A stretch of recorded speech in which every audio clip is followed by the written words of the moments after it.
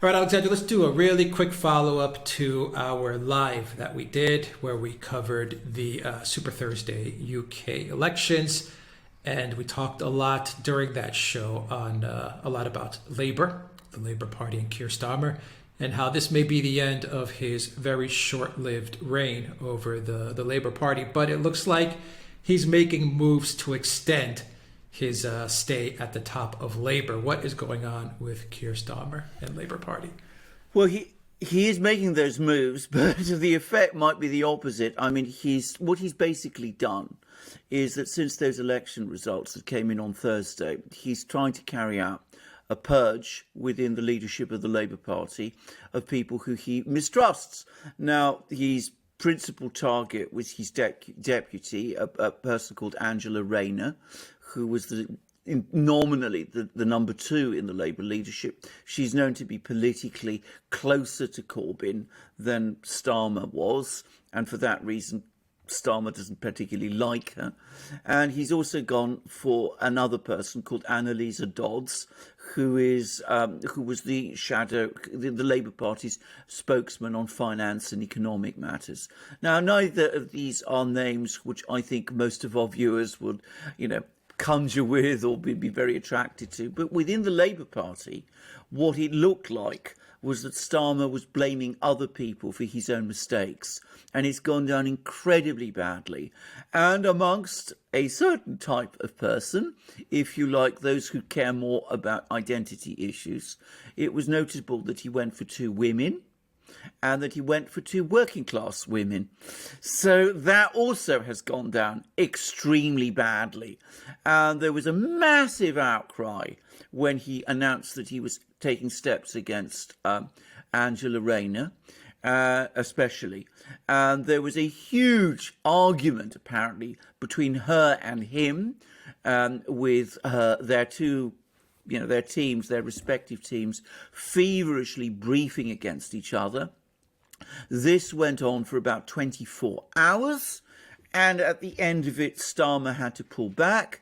And even though he sacked Angela Rayner from some of her posts, he actually promoted her, in effect, by giving her more important ones. So he has come across both as weak, in the sense that he found it impossible to sack Rayner, and also treacherous, because he tried to blame her for his failings and his own mistakes. Now, I don't personally cannot imagine Angela Rayner as a leader of the Labour Party, but conceivably others might start to do so now. I should say a convincing leader of the Labour Party, but others might start to see her now becoming that now.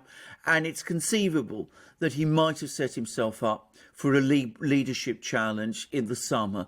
Until a week ago, everybody was excluding that possibility. Now I know everybody within the Labour Party, with which I have sources there, everybody is talking about it. In the past, when you would lose an election, the way they lost, the leader of that party would gracefully step down. What's changed?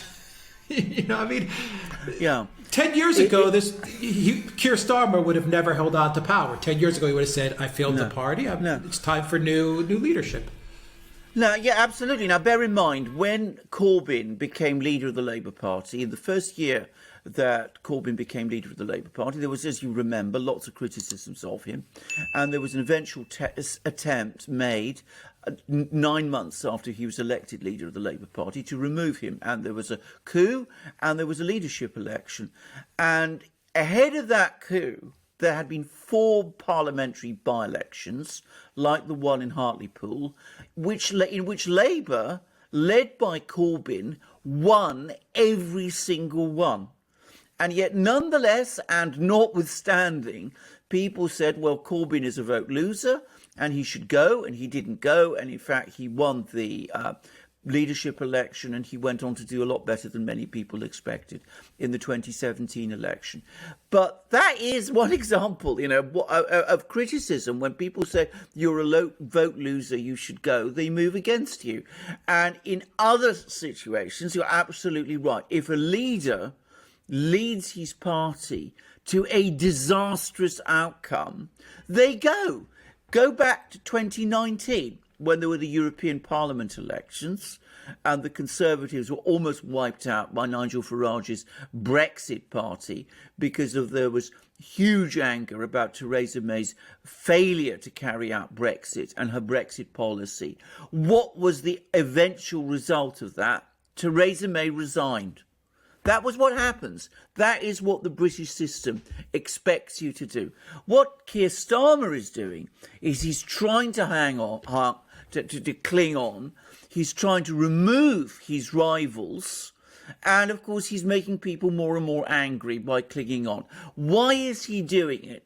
You have to understand here the nature of internal Labour politics. The Labour Party is deeply factionalised. Starmer is very much aligned with Tony Blair's faction within the Labour Party, and the Blairite faction, having regained control of the Labour Party after Corbyn stepped down, are very reluctant to relinquish that control by letting Starmer himself go. So it is all about control of the Labour Party, even as the Labour Party collapses across the country. It's the sort of thing, by the way, that is very, very common when a party is at the end of its political life, when it's about to collapse. It disintegrates into factionalism and recrimination, and its old ability to act decisively, to keep itself together and to preserve itself as an electoral force goes as its leaders become absorbed in factional infighting. How do the Conservatives feel right now? How does Boris Johnson? They must be feeling pretty good at this point in time. Oh, they're very elated. I mean, they're looking forward to at least another decade in power. And bear in mind, they've already been in power for over a decade, so this will be a very, very long stretch of power for the Conservatives. I think, in some ways, it's a dangerous moment for them, and maybe they realise this. But I come back to what we were talking about on the live, and you will remember that other British commentators, other people, other viewers of ours who were British, who phoned in, were talking in much the same way, that the risk the Conservatives run is that because their position in Britain is looking completely unchallenged, they will relapse into Merkelism. They will drift to the centre. They will lose their edge as a right-wing party, because they will try to occupy the ground vacated by a collapsing Labour Party. They will become complacent, they will lose their edge, and they will essentially transform themselves from a political party into a kind of political bureaucracy like the CDU-CSU in Germany has, completely stagnant, completely barren of ideas, administering the country rather than governing it. But that's a danger for the future. At the moment, they're brimming with confidence. They feel that things are moving entirely their way. And they are. They're right to feel that, because that is indeed exactly what is happening. Their historic rival, which is the Labour Party, is in the process of destroying itself.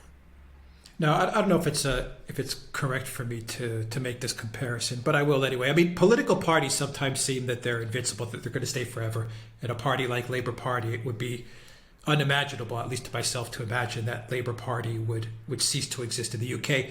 But it has happened in other countries, and I'll take Greece as an example. At one time, you had PASOK, which was the most powerful party, very much a party on the left, supposedly a party for the people, even though it wasn't. In reality, it was a very elitist party. But anyway, they positioned themselves kind of like Labour, super powerful. They ruled for many, many decades, and everything collapsed, and they pretty much disappeared at this point in time. Actually, they have disappeared.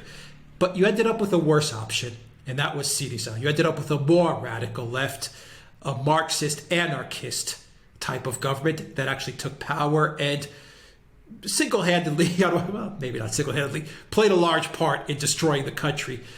Is this scenario possible in the UK, and does it worry you that Labour could diminish to the point where you have an even more radical left party filling the void and possibly winning an election, in which case, things could get really bad for the UK should that happen. What do you think of say, the Greece scenario in the UK?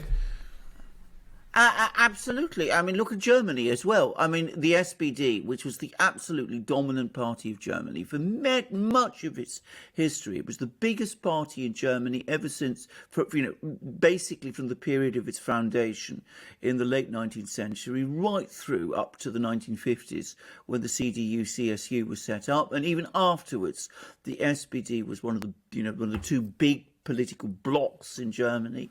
They alternated power with the CDU-CSU.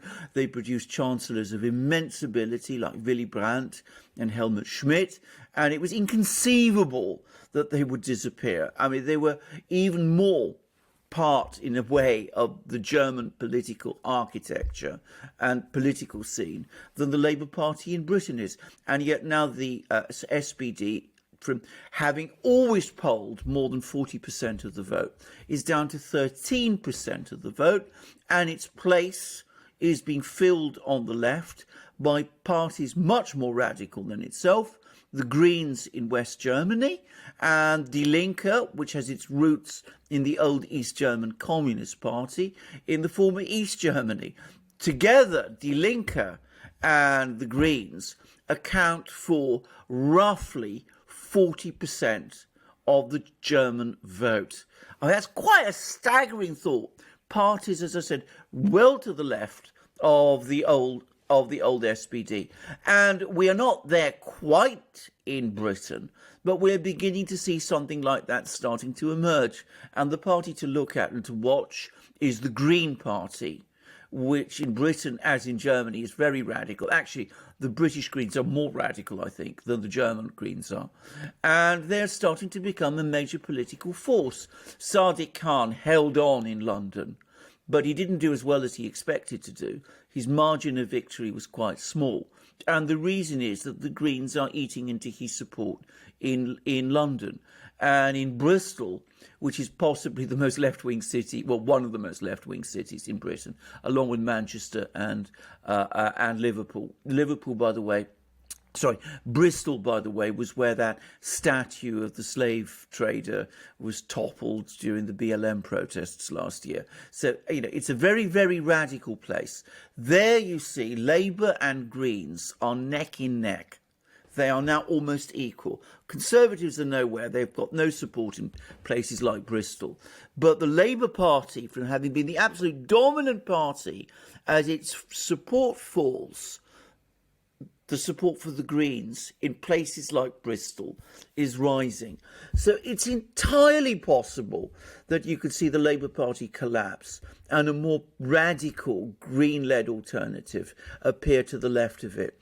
And I mean, to a great extent, that is happening already.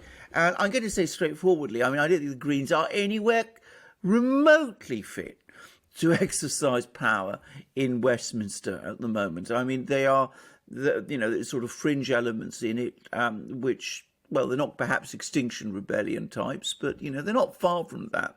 And I think that whatever you may think of the old Labour Party, because it was grounded in trade unions, in associations and all sorts of things, it often governed Britain in a very effective way when it did govern Britain. I mean, in the 40s, and early 50s, in the 60s, it provided a stable, solid government.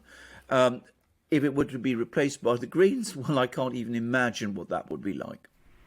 And I know many people who are attracted to the Greens. Well, you can. Well, you kind of can. And I mean, I know lots of people who are attracted to the Greens. I mean, as a political movement that lobbies for certain things is useful, maybe. But as a substitute for the Labour Party, well, I mean, I just have to say I would clutch my head with worry and ask myself, where is all that going? But it's certainly possible, but it is if it happens, to be entirely clear, it is a product of the Labour Party's ongoing collapse, which over the last few days, since that election, has, if anything, accelerated. Yeah. All right, we will leave it there, guys. I will drop code REALNEWS down below, 10% off all merch at the Duran shop. You'll find that link down below. Look for us on SuperU, on Locals, and on Odyssey, where we are putting up all kinds of daily content as well as exclusive content. Take care.